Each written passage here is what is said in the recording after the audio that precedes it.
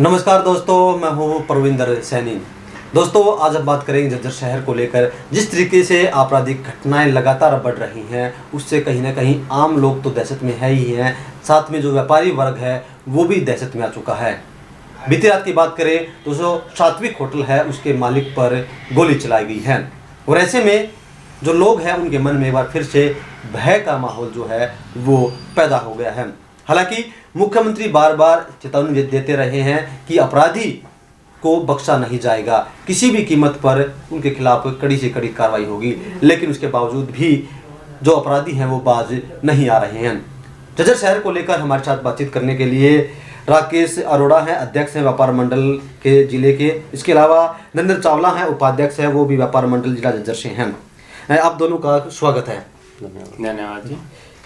राकेश जी, आपसे जानना चाहूँगा, जिस तरीके से व्यापारी पर गोली चलाई गई है तो किस तरह का माहौल आप लोगों को शहर के अंदर दिखता है? लोग घबराए हुए हैं, व्यापारियों के मन में क्या शंका पैदा हो रही है? तो सबसे पहले मैं मीडिया का आभार प्रकट करता हूं जिन्होंने व्यापार मंडल के सदस्यों को स्टूडियो बुलाया है। तो परविंदर जी, आपका आभार है। तो जैसे आपको हमें सूचना मिली थी, रात को 11 बजे पता लगा था, अभी एकदम बहुत बड़ा एक घटना हुई है कि गोली मारना जो है एक बहुत बड़ी बात है व्यापारियों के लिए। तो उसमें फिर हमारे यहाँ काफ़ी रोष पैदा हुआ। लोगों को सुबह भी कई फ़ोन आए भी आप क्या कर रहे हो, किस तरह का। तो जिस तरह से अब आपको पता है कमिश्नरी हुई है यहाँ पर, तो जो कि सरकार ने डिसीजन लिया है तो वो बहुत ही अच्छा है, हम उनका आभार प्रकट करते हैं। क्योंकि यहाँ दिल्ली नज़दीक है बॉर्डर, तो बॉर्डर नज़दीक के कारण जो है 15 किलोमीटर को वारदात करके आदमी स्थानीय भी हो वो आउट ऑफ स्टेट चला जाता है। तो उसकी सेफ्टी के लिए हमारे जो कमिश्नर साहब बिठाए हैं यहाँ पर, तो उससे काफ़ी अंकुश भी लगा है। लेकिन हम चाह रहे थे कि भाई हमें इनको शीघ्र पकड़ा जाए, ताकि हमारे जो व्यापारी हैं उनमें रोष कम हो और हम आगे के लिए भविष्य में भी अपने आप को सुरक्षित करके अमन चैन महसूस करके खुल के व्यापार कर सकें। राकेश जी, आपसे जानना चाहूँगा कि आप व्यापार मंडल के अध्यक्ष भी हैं, तो क्या आपकी जो सात्विक होटल के मालिक हैं उनसे कोई बातचीत हुई हो? किस वजह से घटना हुई है? क्या फिरौती के लिए घटना हुई है, लूटपाट के इरादे से हुई है, या कोई आपसी रंजिश है? परविंदर जी, मैं सुबह एकदम मिला, जैसे हमें पता लगा था कि उनके फादर दुकान पे बैठे हैं, तो हम उनसे मिले और उन्होंने हमें जो है क्लियर सा ही कहा कि हमें जो है कोई किसी से कोई रंजिश नहीं है और ना ही जो है बच्चे की है, और बच्चा वैसे भी शिक्षित है, सभ्य है, तो इस तरह की वारदातों से दूर है। तो फिर भी बार बार हमने बगैर रंजिश के तो वो ऐसी वारदात वो कर नहीं सकता। तो आम आदमी तो है नहीं, भाई रेवाड़ी का रास्ता पूछ रहा था, उसका जो प्री प्लान था, ये प्लानिंग के तहत, हाँ प्लानिंग के तहत ही कुछ लग रहा है कि भाई इस तरह का कोई वारदात हुई है। तो उसमें जो है हम बड़े परेशानी में इसी उसमें थे कि ऐसे इस व्यापारी के साथ भी ऐसा आ गया तो आम व्यापारी कैसे अपने आप को खुल के व्यापार कर पाएगा। तो इसके लिए हमें चिंतित थी और व्यापारियों में बार बार रोष प्रकट भी किया जा रहा है। तो हमने उनको शांत भी किया है कि अभी हमारे कमिश्नर साहब बहुत ही सख्त हैं और हमें आश्वासन दे रहे हैं कि हम उनको शीघ्र पकड़ेंगे। तो हमें पूरा विश्वास है कि हमारे एसपी महोदय और हमारे कमिश्नर साहब हैं जरूर जो है किसी ठोस निर्णय में पहुँचेंगे और हमें जो है एक विश्वास मिलेंगे। चावला साहब, आपसे जानना चाहूँगा कि आप संगठन के उपाध्यक्ष भी हैं और बड़े व्यापारी भी हैं, तो क्या आप लोगों के दिल में भी ये घबराहट रहती है कि आज जो है सात्विक होटल के मालिक के साथ घटना हुई है, कल ये आपके साथ भी हो सकती है? देखिए सर, पहली बात तो मैं मीडिया का आभार व्यक्त करूँगा कि आप लोगों ने व्यापार मंडल को महत्व दिया और हमारे अध्यक्ष जी को बुलाया और हमारे से बात कर रहे हैं। तो रात की घटना का जो है सिचुएशन, क्योंकि हमारे बिल्कुल पड़ोस में ही है और सात्विक के पड़ोस में मेरे बेटे का भी कैफ़े है। रात को 11:30 बजे उसका फ़ोन आया है, वो एज इट इज़ गाड़ी लेके उसी टाइम दौड़ा है। उसको पता था, उसने संदीप ने ही फ़ोन किया कि ऐसे मेरे को गोली लगी है। तो जैसे अंकित इन्होंने पहुंचाया हॉस्पिटल, तो उसके बाद हॉस्पिटल से वो अकेला ही उसको गाड़ी में लेके और पीजीआई रोहतक गया है।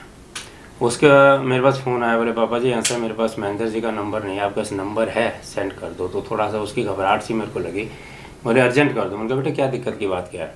कहते संदीप को गोली मार गया जी कोई। मैंने कहा है कौन, क्या और कहाँ हो तुम? बोले जी मैं इसको पीजीआई लेके जा रहा हूँ और मैं डीगर पहुँच गया। मैं तुम्हारे साथ कोई? बोला कोई भी नहीं, मैं अकेला गाड़ी में। तो नेचुरल सी बात है कि देखो एक पड़ोस है, आपसदारी है, दोस्ती है, तो एक इंसानियत के नाते भी फ़र्ज़ बनता है लेकिन फिर भी उस बच्चे की ये कीमत की बात है कि कोई बीच में साथ नहीं है। मान लो कल को आगे का उनका कोई और प्लानिंग भी हो सकती थी, कोई अगर कोई रंजिश है क्या है क्या नहीं, तो कोई नहीं, परमात्मा सब भली करता है, हिम्मत का हिमायत राम होता है। तो उसने मेहनत की और उसके बाद मैंने और आधे पौने घंटे बाद रुक के जान के फ़ोन किया, अभी ड्राइविंग कर रहा है, अकेला वैसे है, साथ में भी घायल संदीप है, तो ऐसा ना हो कि बच्चे में घबराहट हो। तो उसके बाद मैंने पूछा तो बोला जी मैं पीजीआई पहुंच चुका हूँ। थोड़ी तसल्ली होगी, चलो कोई ऐसी बात नहीं। देखो मेन चीज़ देखने की ये है कि देखो हम ये मान के चल रहे हैं कि सरकारें आती हैं जाती हैं चली जाती हैं, कोई बात नहीं, लेकिन बीजेपी सरकार के बारे में एक व्यापार मंडल या सभी लोगों के मन में ये भावनाएं रहती हैं कि बीजेपी सरकार जो है ज़ीरो टॉलरेंस पे काम करती है, अपराधियों के विरुद्ध है। अब मान लो हम मान के चलते हैं यूपी बिहार हिंदुस्तान का सबसे वर्स्ट स्टेज था, उसके बावजूद उस स्टेट को अगर मान लो संभाला गया है, बड़े बड़े अपराधी भी अगर वहाँ जाके थाने में जाके माफ़ी मांगते हैं, हाँ जी हमें अरेस्ट कर लो, गोली मत मारो। तो हरियाणा तो वो छोटा सा स्टेट है और यहाँ इतनी ज़्यादा अपराध वाली बातें थी भी नहीं। अब क्यों हुई हैं पता नहीं, अब ये नशे से हुई हैं, किसान आंदोलन के बाद कुछ ऐसी चीज़ें आई हैं कि नशा बढ़ा है। जितने भी हमारे यंगस्टर्स को हम देखते हैं तो इनको कमाने की लालसा नहीं है, इनको खाने की उड़ाने की लालसा है। तो जो अपराध है वो सबसे ज़्यादा इसीलिए बढ़ रहा है कि यहाँ बच्चों को हम संभाल नहीं पा रहे और बच्चे जो हैं ऐशो आराम की ज़िंदगी जीना चाह रहे हैं, काम करने के बजाय वो इस तरह की तरफ अपराध की तरफ जा रहे हैं। अरोड़ा साहब आपसे जानना चाहूँगा, जिस तरीके से मीडिया ने अपना रोल बखूबी निभाया, हमारे पत्रकार जो है अंकित और दिनेश शर्मा, उन्होंने गोली लगते की घटना के तुरंत बाद जो उनको हॉस्पिटल पहुँचाया, तो क्या ऐसे आम लोगों को जागरूक होना चाहिए कि ऐसी भी कोई भी घटना होती है तुरंत वो आगे आए और किसी की हेल्प करें? बिल्कुल बिल्कुल, मैं अब यही कहने वाला था कि जो हमारे पत्रकार बंधुओं ने कर दिखाया है वो शायद आम आदमी नहीं करता। जैसे वारदात होती है लोग भागते हैं, दूर भागते हैं, तो उन पत्रकार बंधुओं ने निडर होके और जो है उनको जो है संभाला और हॉस्पिटल तक ले जाना, तो मैं उसको बहुत बड़ी बात करता हूँ। ये व्यापारियों के लिए प्रेरणा है, तो ये मैं उनका आभार प्रकट करता हूँ, व्यापार मंडल की तरफ से आभार प्रकट करता हूँ कि जिन्होंने जो हौसला अफजाई करके उनको व्यापारी को सुरक्षित हॉस्पिटल पहुँचाया है, तो ये बहुत ही काबिल तारीफ़ है। अब मैं उनका तहे दिल से व्यापार मंडल की तरफ से उनका आभार प्रकट करता हूँ। अरोड़ा जी, अब आपका अगला कदम क्या होगा? क्या आप लोग प्रदर्शन करेंगे या सरकार से मांग करेंगे या डीसी साहब को ज्ञापन देंगे? क्या करेंगे, क्या कदम उठाएंगे आप लोग? हाँ, बस आज हमें कमिश्नर साहब से मिलना भी था, लेकिन अब मंडे का हमने प्रोग्राम बनाया है। जैसे उनके फादर ने, बच्चे के फादर ने हमें बताया है कि भी सोमवार को हम जो है कमिश्नर साहब से ज़रूर मिलेंगे। और सबसे बड़ी जो हमारी जो मेन समस्या है सरकार तक आवाज़ उठाने की, वो कैमरे की है। हमें जगह जगह सरकारी कैमरे लगे हों तो इमीडिएट क्राइम करने वाला पकड़ा जाता है। तो पूरे शहर में कहीं भी सरकारी कोई कैमरा नहीं है। हम व्यापारियों को बहुत जागरूक करते हैं, लेकिन पता नहीं हमारी समझ में नहीं आ रहा कि वो हमारी आवाज़ क्यों नहीं इस बात को बुलंद करते कि कम से कम जो है अपने जो बड़े व्यापारी हैं वो कैमरे लगवाएं। तो मैं व्यापार मंडल के अध्यक्ष के नाते भी अपील करता हूं कि व्यापारी जो हैं कम से कम जो संपन्न है व्यापारी, उनके लिए जो है वो कैमरे अवश्य लगवाएं। बाहर से कभी कोई भी क्राइम हो सकता है और उस क्राइम के लिए हमारा व्यापारी जो है कैमरे से ही सुरक्षित रह सकता है। तो मैं ज़रूर अपील करूंगा और सरकार से भी ये मदद करेंगे, अपील करेंगे कमिश्नर साहब के थ्रू कि प्लीज़ आप कैमरे लगवाइए ताकि हम व्यापारी अमन चैन से अपना व्यापार कर सकें।